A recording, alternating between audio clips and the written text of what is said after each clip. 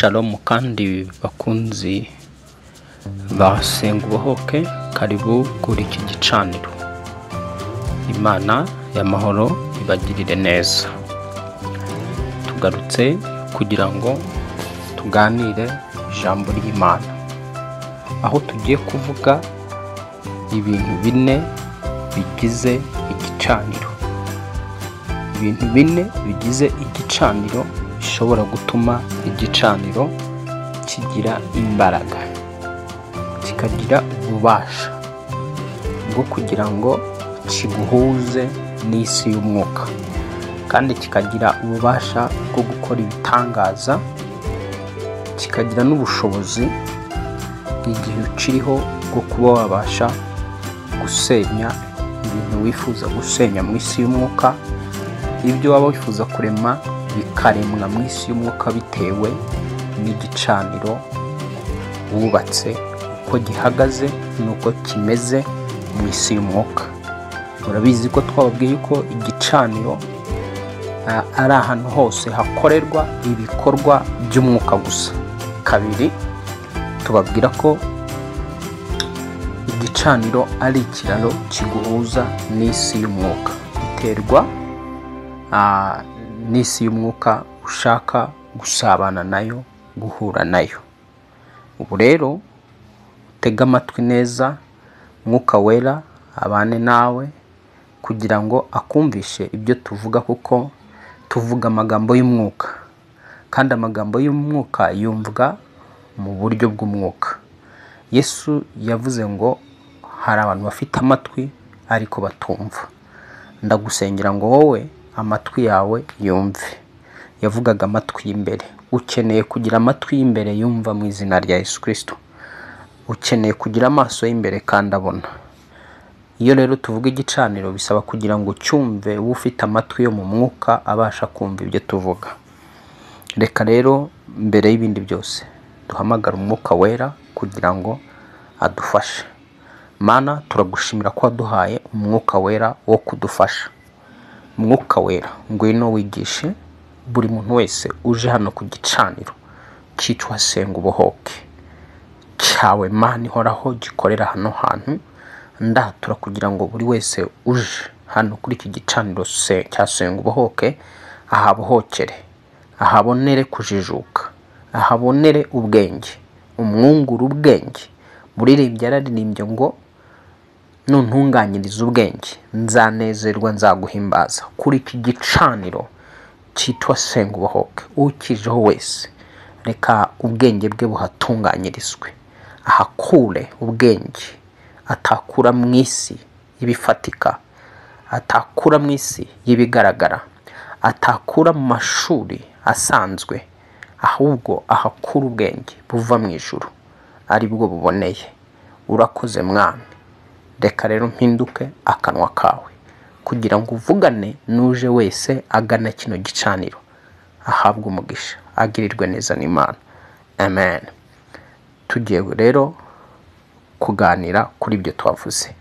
Wowe rero uje ubaye utarakanda subscribe, turagusaba kugira ngo udukandire subscribe.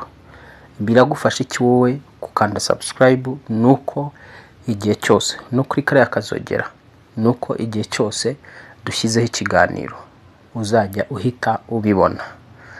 Ikindi bigufasha nuko utajya gusacinga ugiye kuri YouTube, wenda ugiye gushaka nk'ibyo twavuze, ngo ugende ngo wirirwe ujya gusacinga wandikamo ngo Senga Ubuhoke, Senga Ubuhoke. Direct ako kanya wowe nukuvuga ngo ni nk'abo uyabonesheje. Ku bakoresha igifaransa subscribe haba handitseho sabone, ukande sabone. Imana amahoro iguhe umugisha. Rero tugiye kuvuga ibigize ibintu bigize igicaniro. Nuvuga ngo igicaniro kugira ngo cyubakwe hari ibikigize. Ibyo bikigize rero nibyo bituma cyitwa igicaniro. Mwibuke ko twababwiye ko igicaniro ni ikiraro kiguhuza n'isi y'umwuka. Ni ukuvuga ngo ushaka kugendana n'Imana no gukorana n'Imana, ugatunga Imana iwawe mu buzima bwawe, ugatunga Imana yawe bwite, atari Imana wumvanye abandi, ahubwo wowe gutunga Imana yawe bwite kandi ukaba inshuti yayo, bigusaba kugira ngo wubakire Imana igicaniro. Iyo wubakiye rero Imana igicaniro, Imana iruruka ikabana nawe, ikaba iyawe bwite, ikaba n'iy'urubyaro rwawe, n'abazagukomokaho bose. Tubona bitewe nuko Aburahamu yubakiye Uwiteka Imana igicaniro, yabaye Imana ye, iba Imana y'urubyaro rwe n'urw'abamuturutseho bose. Ukeneye rero kugira ngo ubane n'Imana yawe bwite, bigusaba kugira ngo wubake igicaniro. Igicaniro rero kigizwe n'ibintu bine by'ingenzi kugira ngo kibe ari igicaniro nyine. Ibintu bine by'ingenzi. Icyambere rero, kugira ngo igicaniro kiba ari igicaniro, nuko kigomba kuba gifite nyir'ubwite cyubakiwe. Kugira ngo igicaniro cyitwe igicaniro, icyambere nuko kigomba kuba gifite uwo cyubakiwe. Bishatse kuvuga iki? Nuvuga ngo buri gicaniro cyose kigira Imana yacyo. Iyo igicaniro cyubatswe nta Mana ihari, icyo ntikiba kikiri igicaniro. Bisaba kugira ngo igicaniro kigire uwo cyubakiwe ninde. Rero icyambere ni Imana y'igicaniro. Imana y'igicaniro ni iyiyo. Icyo gicaniro wubatse, igicaniro ukoreraho, nyiracyo ninde? Ni Imana yihe. Mwese Imana ni nyinshi, ariko Imana imwe nyakuri rukumbi, Imana imwe nyakuri rukumbi ni Uwiteka. Uwo ntahinduka, niwe Imana nyakuri.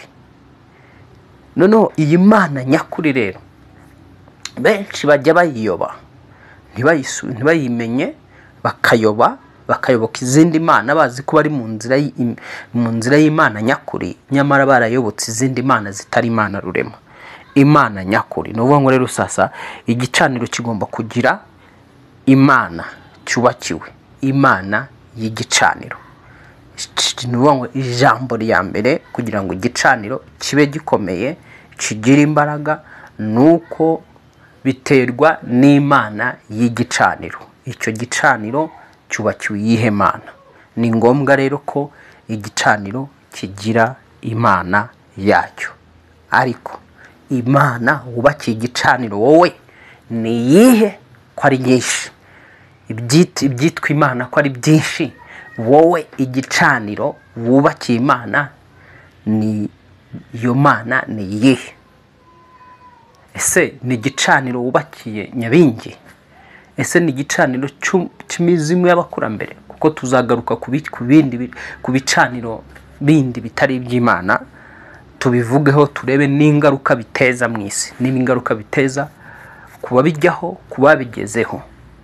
Tugaragaze uko umuntu wese wese wajyanywe ku gicaniro kitari icy'Imana ihoraho ibimubaho. Iki gicaniro rero cy'Imana ihoraho ariyo imwe rukombe, se w'Umwami wacu Yesu Kristo, ni ngombwa ko yubakirwa ariyo yonyine yubakirwa igicaniro.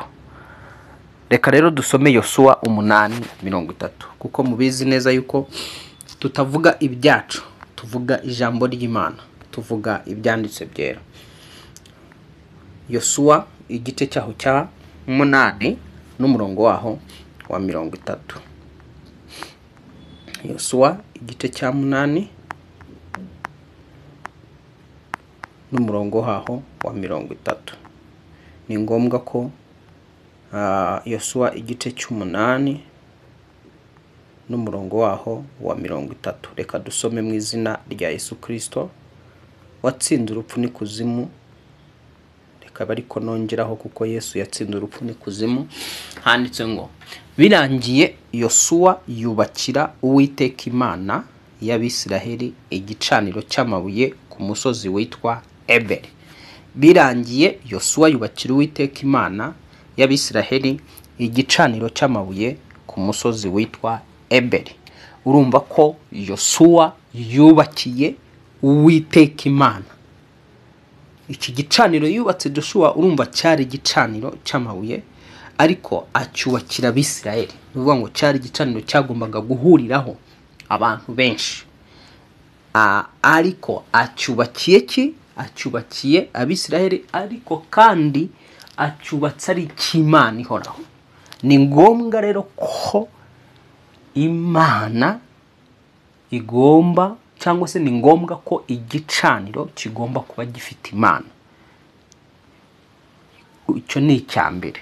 Icya kabiri, kugira ngo igicaniro kibe igicaniro, icya mbere tubonye ko kigomba kuba gifite Imana. Mu yandi magambo, Imana y'igicaniro.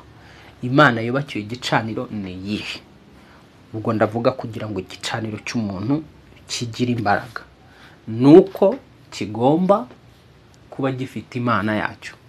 Ubwo wakwandika Imana y'igicaniro. Kabiri, umutambyi w'igicaniro. Ntabwo igicaniro gishobora kubaho nk'igicaniro gutyo gusa kidafite umutambyi. Kugira ngo igicaniro kibeho nuko hagomba kubaho hariho umutambyi. Reka dusome igitabo cy'Abalewi. Igitabo cy'Abalewi, Abalewi 8:3. Abalewi, igitabo cy'Abalewi 8:3. Reka dusome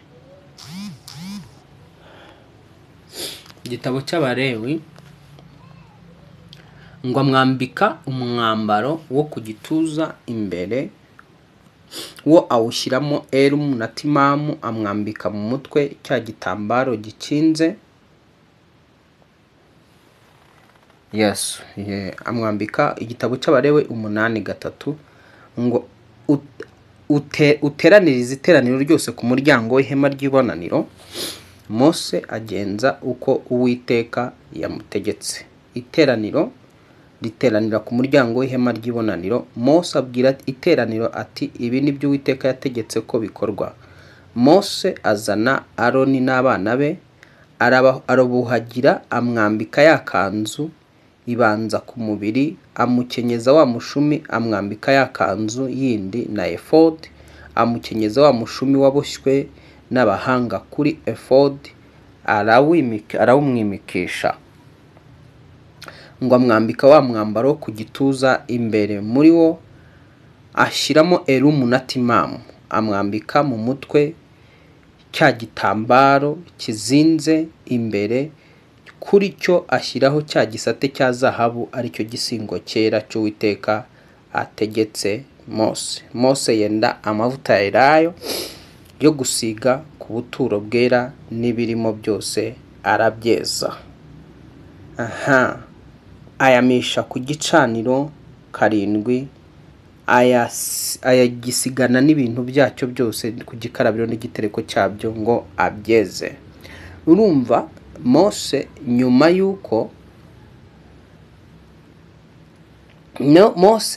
yuko amaze hano, ni Imana yategetse Mose kugira ngo yereze uyu muntu w'Imana Aroni, amwereze kuba umutambyi w'iki? W'igicaniro. Ngo Uwiteka abwira Mose ati, jyana Aroni n'abana be n'imyambaro n'aya mavuta ya elayo yo gusiga ikimasa cyo gutambira ibyaha, n'isekurume y'intama yombi, n'ikibo kirimo imitsima idasembuwe. Urumva rero hano ni Mose wari utegetswe kugira ngo atoranye uyu Aroni, agende amwimikire kuba umutambyi ugomba kuzajya ukora imirimo y'Uwiteka ku gicaniro. Ni ukuvuga ngo rero ni ngombwa ko igicaniro kigira umutambyi, kuko ubwacyo nticyakikoresha igihe cyose igicaniro kidafite umutambyi. Ni ukuvuga ngo rero n'ahangaha ku murongo wa 38 ukuva igice cya 21 handitse ngo uyu niwo mubare w'ibyaturiwe ubwo ubuturo bw'ibihamya n'ibyo babiremesheje nk'uko Mose yategetse ko bibarwa. Abalewi abari bo babibarishwa na Itamari mwene Aroni umutambyi. ni ngombwa rero ko igicaniro kigomba kugira iki? Kigomba kugira umutambyi. Ariko mbere yuko tuvuga ahangaha, reka dusome noneho mu Baheburayo igice cy'umunani. Abaheburayo igice cy'umunani. Abaheburayo igice cy'umunani. Abaheburayo igice cya munani n'umurongo waho wa 4, cyangwa se reka duhere ku murongo wa 3. Ngubwo umutambyi wese ashyirirwaho umurimo wo gutura amaturo no gutamba ibitambo, nicyo gituma na wa wundi nawe akwiriye kugira icyo atura. Iyo aba yari mu isi ntaba abona uko aba umutambyi, kuko hasanzwe abandi batambyi batura amaturo nk'uko bitegetswe n'amategeko. Igicaniro kugira ngo kibe rero igicaniro nuko kigomba kuba gifite umutambyi. Muri make mwabyumvise, nongeye ngasoma no murongo handitse ngo ubwo umutambyi wese ashyirirwaho umurimo wo gutura amaturo no gutamba ibitambo, nicyo gituma na wa wundi nawe akwiriye kugira icyo atura. Ni kuvuga ngo rero igicaniro kugira ngo kigire imbaraga nuko kigomba kuba gifite umutambyi. Igicaniro kidafite umutambyi ntabwo kiba igicaniro. Ni ngombwa ko kigira umutambyi. 4, kugira ngo igicaniro kigire imbaraga ni ngombwa ko igicaniro kigira ituro, amaturo. Icya gatatu nuko igicaniro kigomba kugerekwaho amaturo. Ndavuga ibintu bigize igicaniro n'ibyatuma igicaniro koko kigira imbaraga. Icya mbere twabonye Imana y'igicaniro, icya kabiri tubona umutambyi w'igicaniro, icya gatatu tubona ituro ry'igicaniro. Ituro ry'igicaniro rero reka tubisome muri Matayo 5 n'umurongo waho wa 24. Aho ngaho Matayo 5 umurongo waho, abantu batazavuga ngo turi kuvuga iby'isezerano rya kera gusa, oya, reka no mu isezerano rishya birimo. Matayo 5 n'umurongo waho wa 24. Matayo 5 umurongo waho wa 24. Reka dusome ngo nuko nujyana, kuva ku murongo wa 23, ngo nuko nujyana ituro ryawe ku gicaniro ukahibukira mwene soko afite icyo mupfa, usiga ituro ryawe imbere y'igicaniro, ubanza ugende wikiranure na mwene so, uhere kugaruke uture ituro ryawe. Urumva ko ni ngombwa igihe cyose igicaniro kidashyirwaho amaturo, icyo gicaniro ntabwo kigira imbaraga. Ni ngombwa ko icyo gicaniro kigomba kugiraho gushyirwaho amaturo. Ituro rifite icyo rivuze mu isi y'umwuka. Ntabwo ushobora kujya imbere y'Imana ngo ujye ku gicaniro nta kintu cyitwa ituro ujyanye ngo bigire imbaraga byafekite ku buzima bwawe. Kushaka cyane cyane umugisha w'ibifatika, kushaka umugisha w'ibifatika agashaka guhirwa, ni ngombwa kugira umuco, kumenya gutura ituro ku gicaniro. Aho tuvugira ahangaha nuza gufashwa n'ibyo twigishije, kuko ibi ngibi hari aho utabikura. Yesu yigeze kuvuga ngo basogokuru bashatse kumva, abwira bamwe mu bafarisayo n'abasadukayo n'abandi bari aho ngaho, arababwira ngo murahirwa mwembwe mwumve ibi, kuko basogokuru banyu bashatse kumva nk'ibi ngibi mwumva, ndetse bashaka kureba ibyo mureba ntibabibona. Wowe uri kumva ibi ngibi uri umunyamahirwe, ahubwo kubw'ubuntu n'imbabazi z'Imana ubishaka gutura ituro hano kuri iki gicaniro hari nimero turi buze gushyiraho. Imana iguha umugisha, Imana ikugirire neza. Urumva rero hari imbaraga, ituro rigira imbaraga rikomeye cyane. Ituro rigira imbaraga ziguhuza n'umugisha ukomoka mu isi y'umwuka. Igihe ari ituro utanganya umutima ukunze, kandi koko ukaritangana n'ubushake bwawe, ndetse ugatanga utanze icyo ufite, udatanze ibyasagutse, none muri bya bindi byasagutse ngo utange utuntu twa fake tudafite umumaro. Oya, ituro Bibiliya yambwira ngo ituro ry'umuntu niryo rimuharura inzira. Mu gitabo mu gitabo cy'Imigani ngo ituro ry'umuntu niryo rimuharura inzira rikamukandagiza ubwami. Ni ukuvuga ngo rero igicaniro iyo gitangwaho amaturo, nyir'ubwite utanga ayo maturo ubutanzi ku gicaniro ashobora kuguhuza n'umugisha uva mu ijuru. Ariko kandi ntabwo ari ituro iryo ari ryose, kuko tubona Kayini na Abeli bajya gutura Imana. Tubona ituro ry'umwe rigawa, iry'uwundi rishimwa. Biterwa n'ituro utanze, cyane cyane iyo uritanganye umutima ukunze kandi ukaritangana umutima utunganye, ndetse kandi ugatanga ituro ryiza. Iyo tuvuga ituro ryiza ni umutima uritanganye. Kabiri, harimo n'ubuziranenge bw'iryo turo.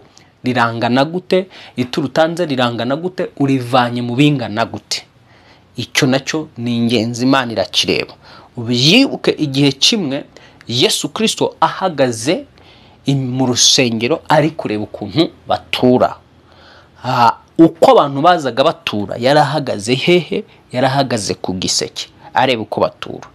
Noneho agiye kubona, abona umukecuru wari ufite urufaranga rumwe imbere n'inyuma, nta kindi yari yasize mu rugo. Araza barirwo atanga. Noneho hakaba n'abandi bazaga bagatura byinshi, ariko bivuye mu byo basaguye.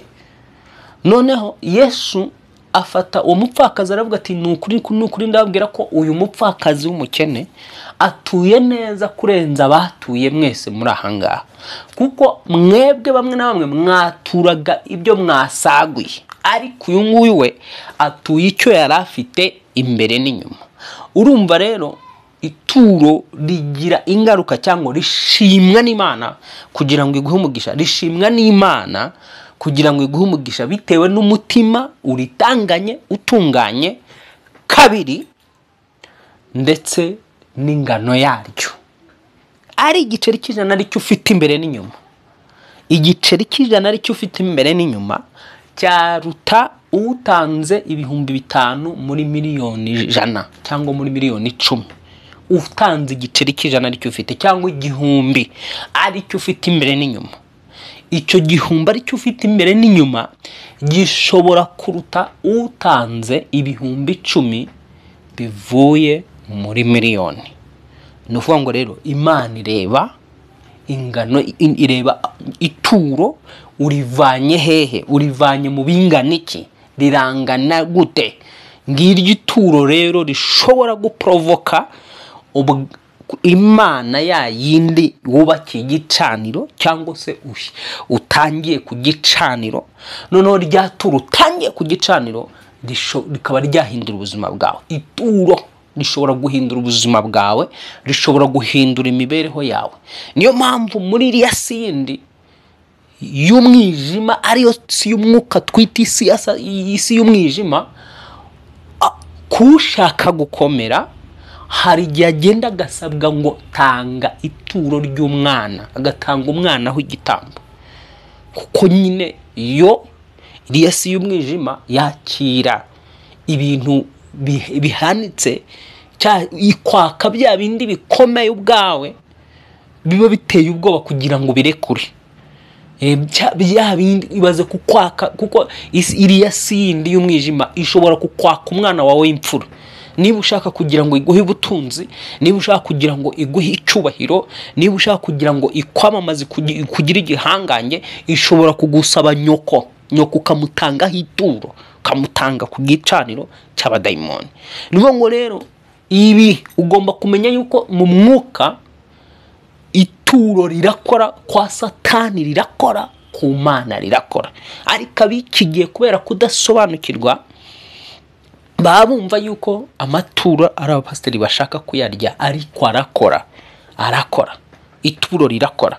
Nubwo mubona wenda hari uburyo turi mu gihugu leta yabyinjiyemo, ariko ibi bintu ni ibintu byo mu mwuka, ni ibintu umuntu asaba kwizera, utanabyizera nta n'impamvu yo kubikora, ariko kubyizera wamaze kumenya agaciro kajyanye n'ituro, agahishurirwa ituro icyo ari cyo mu isi y'umwuka, noneho ukamenya n'igicaniro ugiye kuritangaho.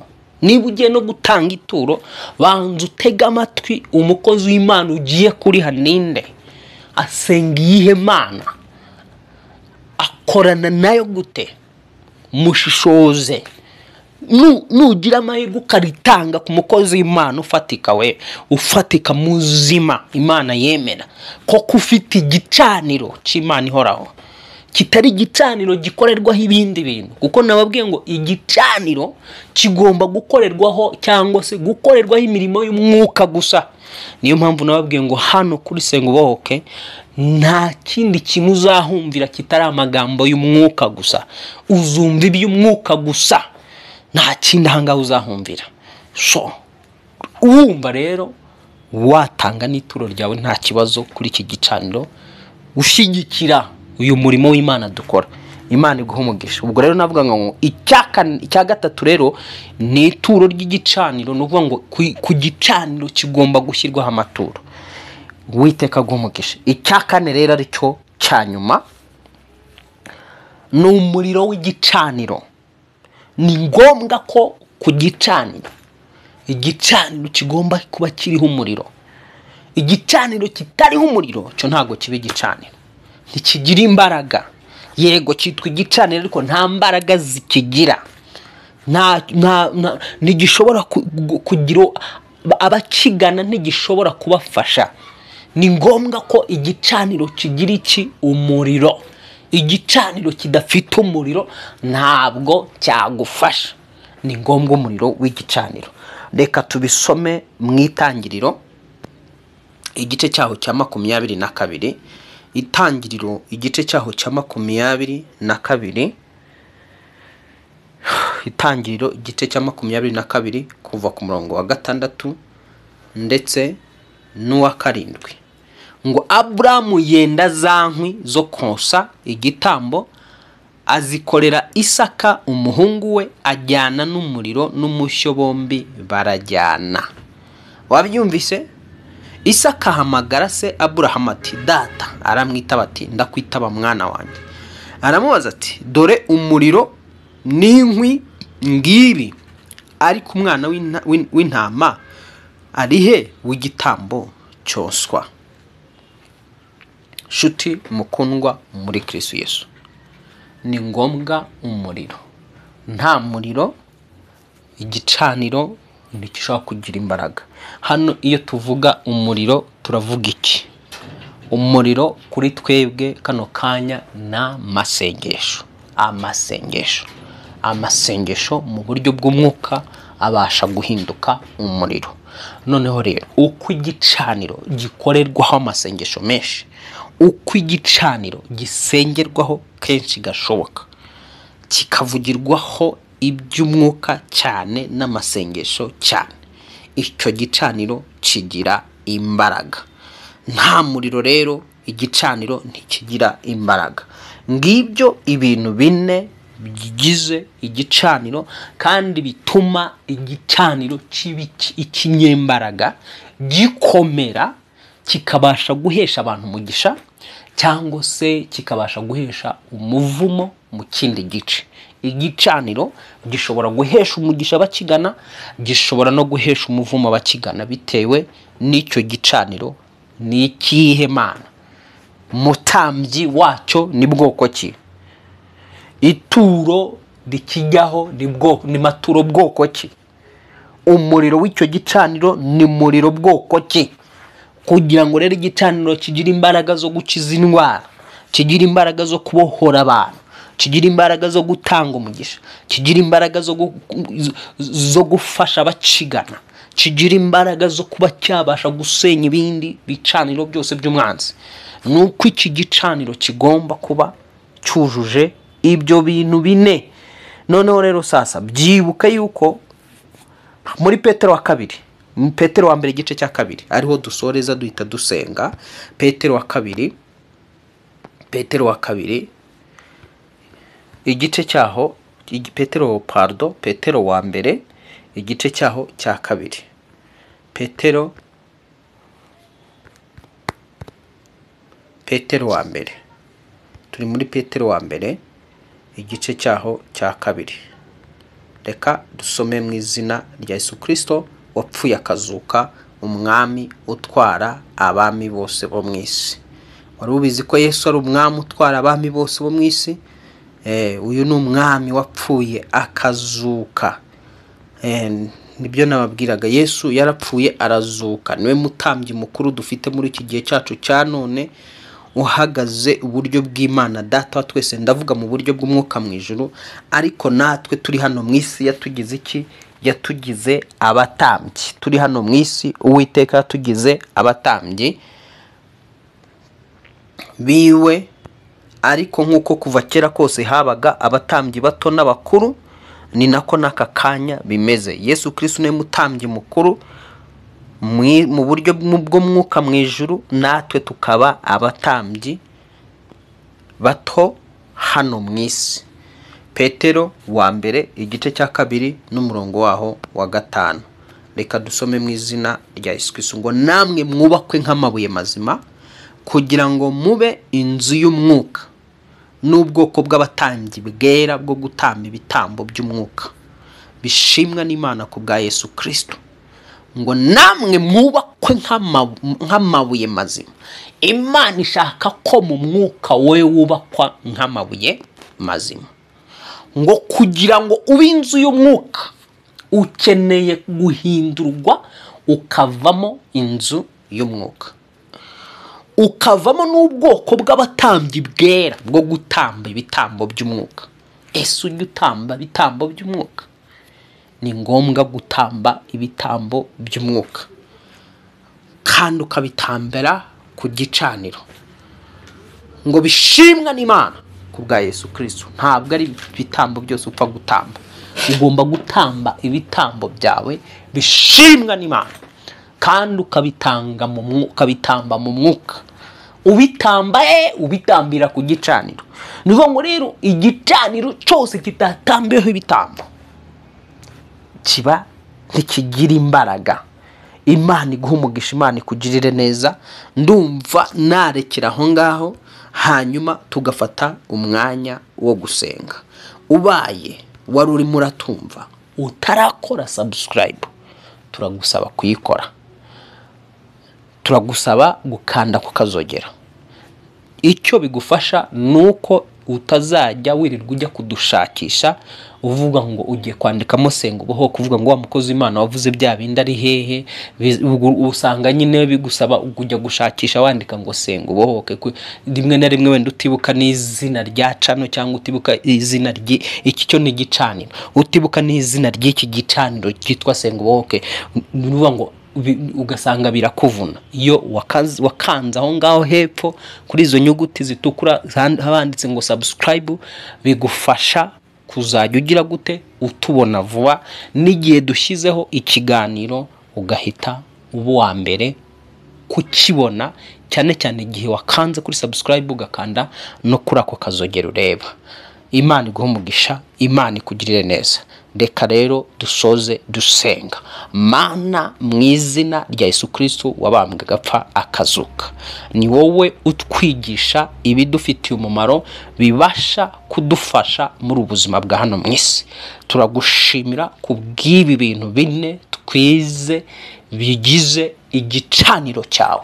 Aka kanya mu izina rya Yesu Kristo nsengeye buri wese wumvaga ubu butumwa, wumvaga iki cigisho kijyanye n'igicaniro, mu izina rya Yesu ndatura ngo mu mbaraga z'umwuka wera kuri iki gicaniro uyu muntu wakijeho nahabwe kubohoka, nahabwe kugubwa neza. Ukijeho mwami ahumye mu buryo bw'umwuka, ndamwaturaho guhumuka mu izina rya Yesu Kristo. Ukijeho atumva ngo asobanukirwe iby'ubumana, ndamwaturaho gufunguka mu matwi y'umwuka kugira ngo abashe kumva no gusobanukirwa mu izina rya Yesu. Ukijeho ari umunyantege nke, mwaturiyeho imbaraga mu izina ry'uwabambwe agapfa akazuka. mwuka uwakije wese ari umurwayi ndamwaturaho gukira mu izina rya Yesu Kristo. Uwabarwaye diabete, kanseri, umutwe udakira, urwaye mwami indwara zo mu mwuka, izo mu bugingo, izo mu mubiri,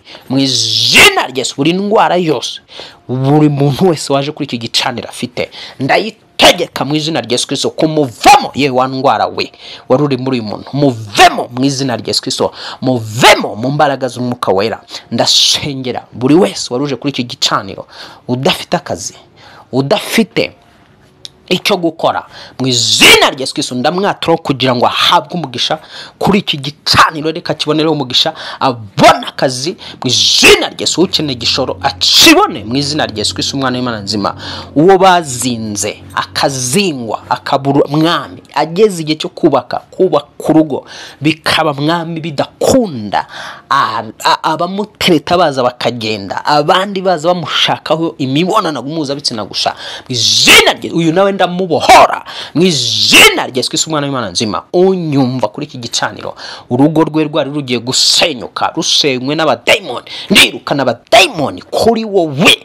Unyumva mu rugo rwawe hari amakimbirane ndayafunga, nirukanye umwuka w'umwiryane mu rugo rwawe mu izina rya Yesu Kristo wapfuye akazuka. Acira kubohoka, acira ubuzima mu izina rya Yesu Kristo, acira igisubizo cy'ibyo wifuzaga mu mbaraga z'umwuka wera, mu mbaraga z'umwuka wera. Uwaruje hano kwizera kwe kunyeganyega ndamwatura kugira ngo kwizera kwe gukomere mu izina rya Yesu Kristo.